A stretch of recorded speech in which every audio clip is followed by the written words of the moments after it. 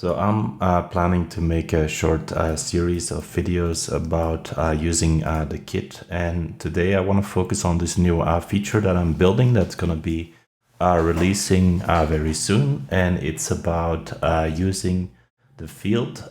So when you have a field, you can click show description and you would add a form message, and the field can also be in an error state. So if you put error on, like state error, you would then see this. And it used to be like in previous versions of the kit that the error message was actually like this message. So there was no differentiation. You could either have a form message or an error message.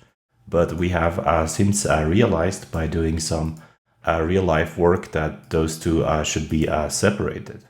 So let's do like a real life use case. So we have VAT number, and people are supposed to enter like this kind of format, right? So use country code plus digits. And then if they didn't use the country code plus digits, that helper text would like disappear, right? So if they would do like, for example, without the digits, they would need an error like please add your country code. So it's quite important that those two things, like the helper text and the error, are conceptually they are conceptually different. So I'm seeing right now that actually it might be better to change the order. So if I do this, it will not work. But let me see.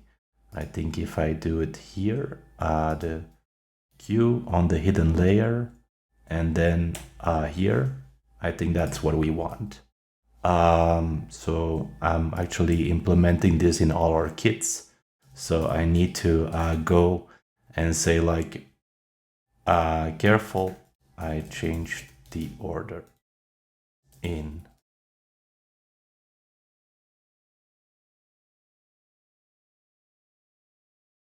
So this is how I'm editing like all the kits at the same time. Like I'm using the Nova as a reference, and then I'm transporting the changes to the other kit using the Figma desktop bridge, which is like running in every file.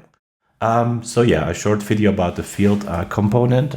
We have just released 2.0 yesterday. This is already maybe 2.1.